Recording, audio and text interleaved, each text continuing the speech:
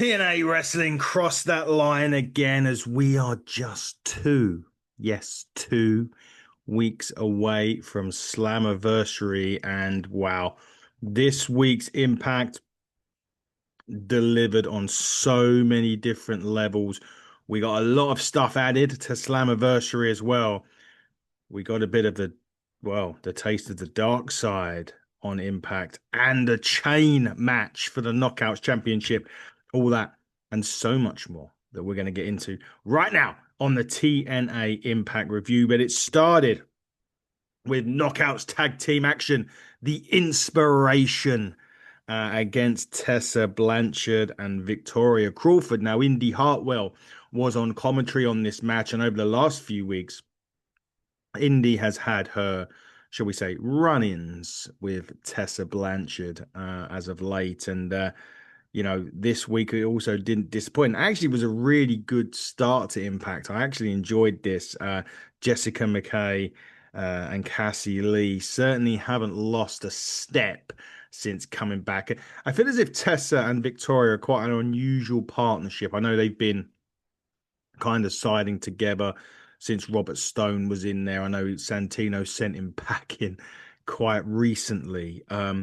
There was some good double teaming actually from both teams in this, which was really good, which I actually enjoyed on this now. But Tessa Blanchard did quickly take over this match, as you would expect Tessa to do, being a top quality wrestler that she is. However, things come unglued at the end of this match. There were actually got action spilled outside onto the floor. Tessa Blanchard and Indy Hartwell ended up having a shout-in match, and that allowed the inspiration to hit their finish on Victoria Crawford to pick up the victory. But Indy and Tessa went at it on commentary. They were throwing haymakers at each other, and they're gonna be going one-on-one at Slammiversary in a couple of weeks' time. I was quite surprised, to be honest.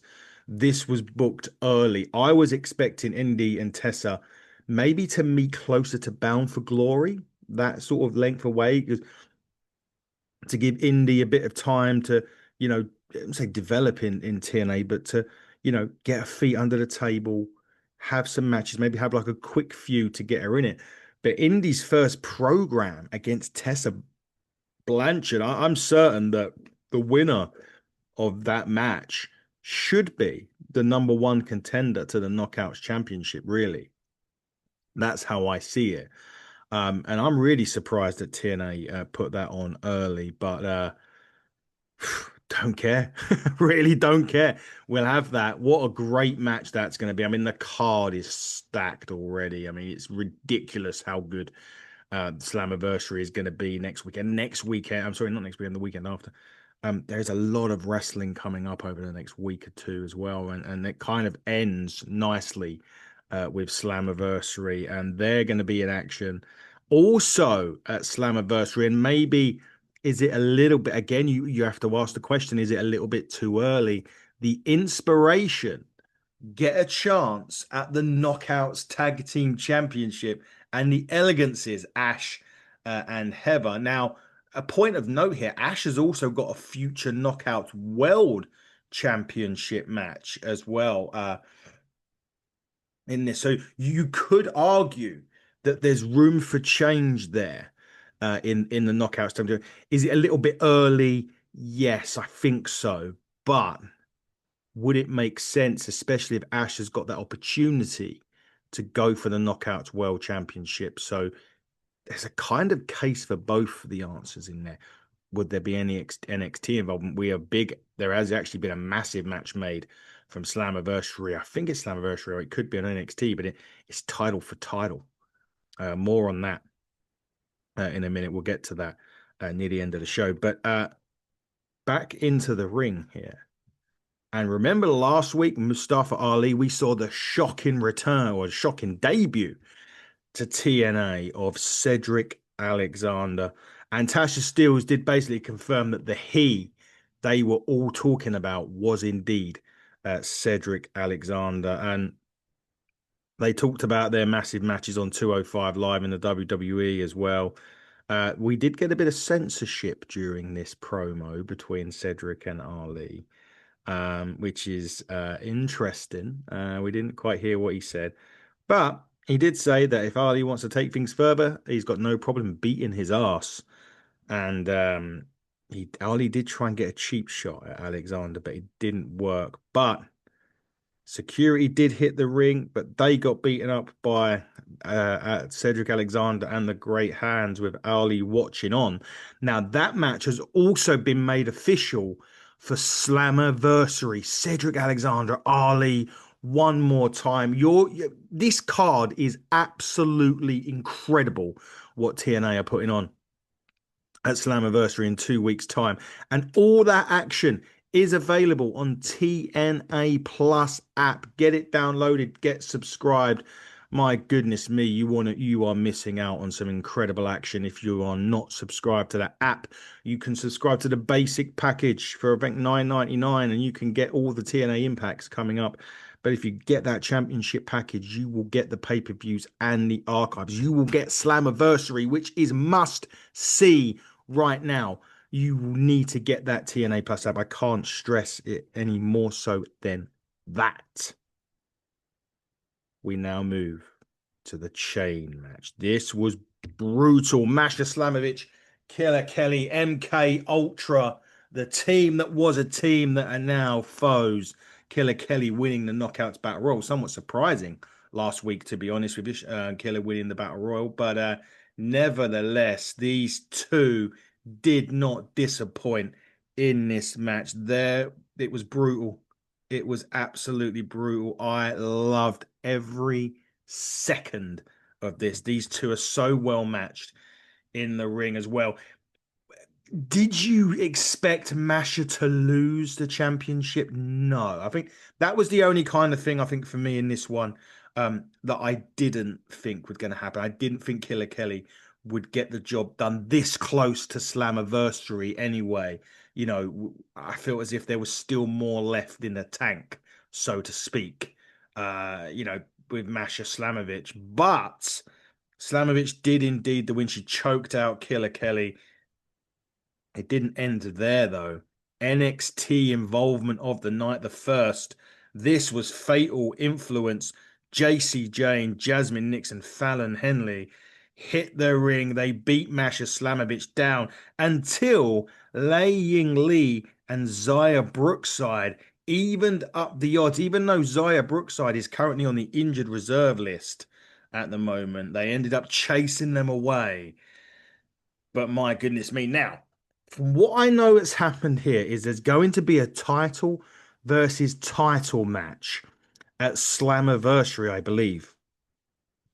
I think it's Masha Slamovich against either JC Jane or Jordan Grace, whoever wins the Knockouts Championship, the NXT Championship.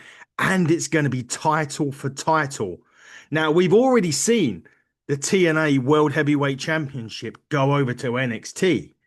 Is JC Jane or Jordan Grace going to make it a double, or are TNA bringing home the bacon, so to speak, at Slammiversary? And will they bring home the NXT Women's Championship?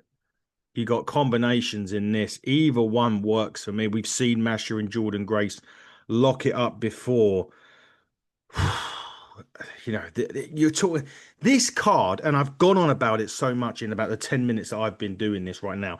I'm telling you, I don't think TNA have put on a card with matches like this. I don't know. You could argue since those days of AJ Styles, Samoa Joe, which you can see on TNA Plus.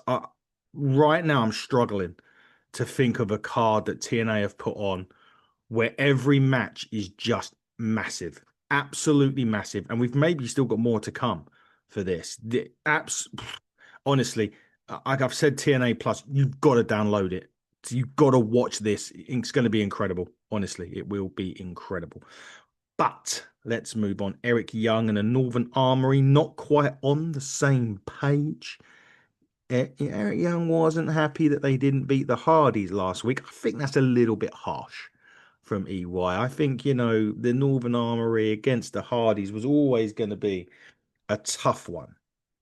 Now, they did assure him that they'll do what it takes to make it up to him, to which he has said, prove it. What could the Northern Armory possibly do to prove it to Eric Young? The wonders will never amaze. Well, wonders will never cease, maybe so to speak. It's going to be an incredible time for the. I feel like I've said incredible a lot during this podcast at the moment. But what are they going to do to get Eric Young back on side? Now, we do have a little injury report on TNA. They do this. I like this. I like when TNA acknowledge injuries and acknowledge kind of where they're at with the injury. And what we've actually now is Trey Miguel has got a hernia issue. No timetable for his return currently. We hope, and it's been quite a bad week for wrestlers that I know personally as well, and just wrestlers in general with injuries. Chad Gable, El Grande Americano. Obviously, Kevin Owens is due for surgery soon. Now, obviously, Trey Miguel. Zaya Brookside has re-aggravated a knee injury and is day-to-day at the time. Now, she obviously got involved with the fatal influence stuff, but she's taking it day by day. And AJ Francis was slightly banged up, slightly, after his street fight, but he's not expected to miss any time, which is good for him anyway. Now, when we get back from the break, we got a really interesting one here. Matt Cardona and Eddie Edwards. Now, for the last few weeks, we have seen Cardona and Eddie and well, mainly Brian Myers have a few little stare-offs as their former tag team buddies, best friends, of course. But Cardona's had issues with the system. I still haven't got used to the fact Cardona is tagging fans. But anyway, before we get to that, Santana did cut a promo as well about how the fans have forced Santino Marella to add him to the match between Joe Hendry and Trick Williams at Slammiversary, which is now going to be a triple threat. Yet another great match on the card. Ridiculous. But he does vow to take home the championship back to TNA Wrestling. Let's hope that he does. But now we get to the system and Matt Cardona. And this wasn't quite massively long in terms of a match. Alicia Edwards getting involved at ringside. Yes, I understand it this week because there is an ulterior motive to this.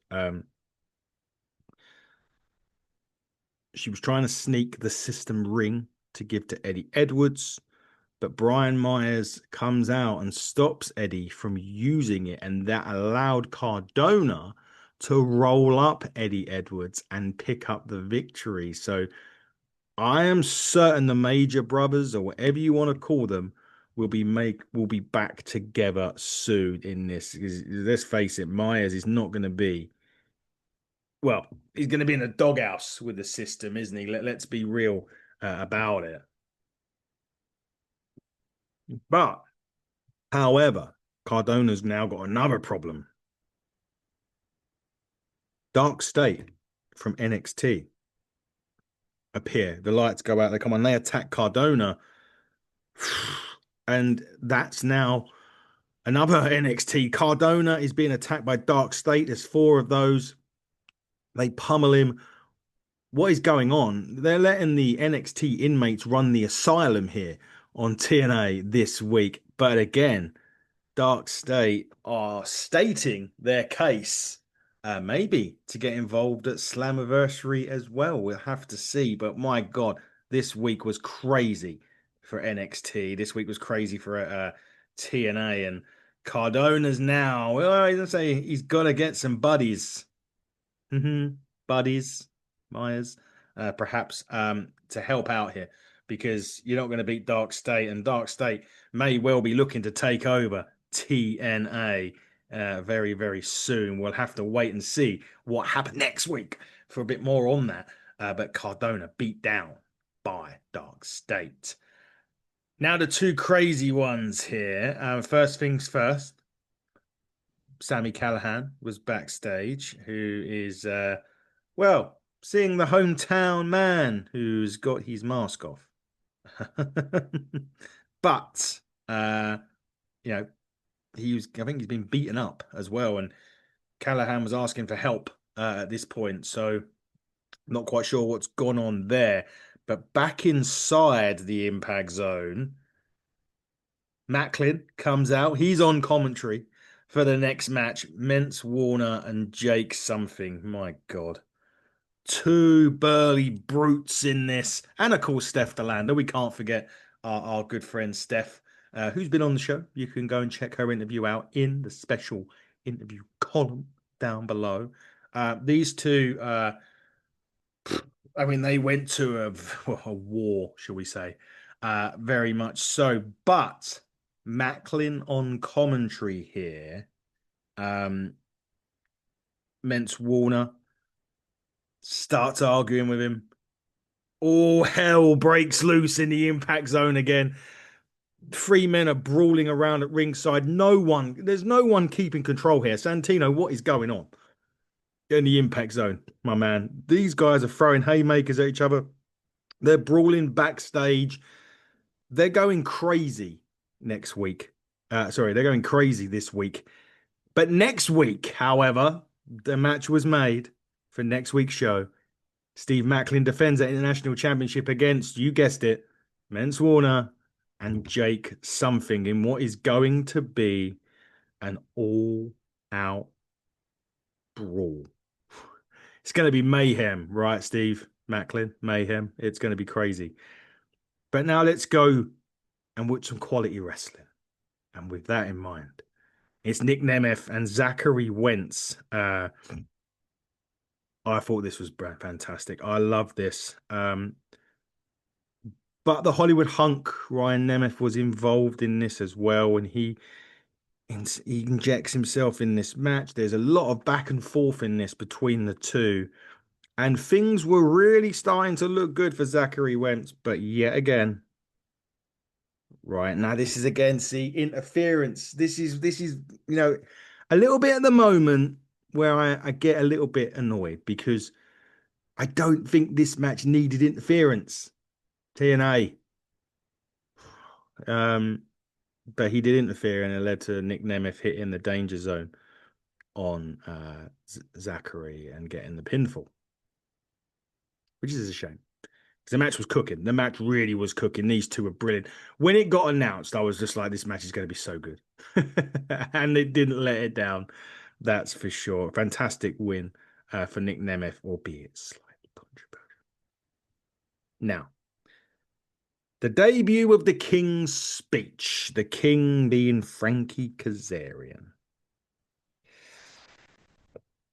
Self-proclaimed King of TNA. He really, he's introduced his guests, Joe Hendry, Mike Santana, and Trick Williams. Now, of course, do you see this just being a chat? No, of course you don't. You'd be stupid to think this was going to go without. It's going to go like a contract signing goes in wrestling, or as good as a wedding normally goes in wrestling. And absolutely, they all state their case as to why they're going to be the TNA championship. But of course, it ends up with the four of them brawling. Santana, Joe Hendry, Trick Williams, and Kaz brawl on the impact zone. However, it was the aforementioned Williams and Kazarian that ended up laying out Hendry and Santana to end the show. I believe a tag match has been made for next week's TNA Impact, guys, which is going to be crazy with them four. Can Santana and Joe Hendry exist? They're going to be on the Great American Bash next weekend as well. I think there's a contract signing there for their match coming up at TNA. So I don't know what's going on at the moment. It is chaos in the impact zone. Santino Marella needs to get a little bit of order going on in there. But I just wanted to run through the matches that have been announced quite quickly. Obviously, predictions won't be available just yet. We'll do them in a couple of weeks' time. But however, so far, and this is what I'm talking about, I'm going to go bottom to top. It is going to be winner take all Masha Slamovich or JC Jane. Masha Slamovich will be defending the TNA World Knockouts Championship against either JC Jane or Jordan Grace, who will also be defending their NXT Women's Championship. Now, Jordan Grace gets a shot at that at the Great American Bash next weekend. Nothing to do with the fact that it's all in at all that weekend. But the winner of that will go on to face Masha Slamovich at Slammiversary. Winner takes all. We've also got, as we mentioned before, the Knockouts Tag Team Championship. The Elegance brand will defend against the Inspiration. Can Cassie Lee and Jessica McKay reclaim the Knockouts Championships that they won many, many years ago in TNA? We'll have to find out. Mustafa Ali versus Cedric Alexander. Take my money just on that match alone. Tessa Blanchard and Indy Hartwell collide. And Indy Hartwell's first real meaningful feud in TNA wrestling was against the undeniable Tessa B. What a match that is going to be at Slammiversary. Of course, a four-way ladder match for the TNA World Tag Team Championships. It's going to be first class. AJ Francis, Casey Navarro. It's going to be the Rascals, hopefully, although Trey Miguel was injured at the minute. It's going to be the Hardy Boys, and it's going to be the Nemeths. I think there is an announcement from the Hardys coming up about that match at Slammiversary very, very soon, and it's a big one. Huge announcement from the Hardys. It is also going to be X Division. It is time for Leon to bring home the bacon or bring home the gold. He's got his shot at the X Division champion, Moose, at Slammiversary. Leon, it is your time. Bring that gold home and make my prediction become true that you will win gold in TNA in 2025. And of course, the main event, Trick Williams, Joe Hendry, and Mike Santana for the TNA World Heavyweight Championship. There's going to be some twists and turns on the way, but we're just 2 weeks away from Slammiversary from TNA. You can watch that and all the action on the TNA Plus app. Get it downloaded, get subscribed. Get that championship package, and you will not miss a second of the action on TNA Wrestling as they cross the line towards Slammiversary. You can catch us, of course, at HTT Buckle on X, HTT Buckle on YouTube, Hitting the Turnbuckle podcast on all other social media platforms. We'll be back next week with some more TNA. We'll be back next week with a lot more stuff. We'll be back this week with a lot more stuff as well. But until then, everybody, cross the line and stay safe.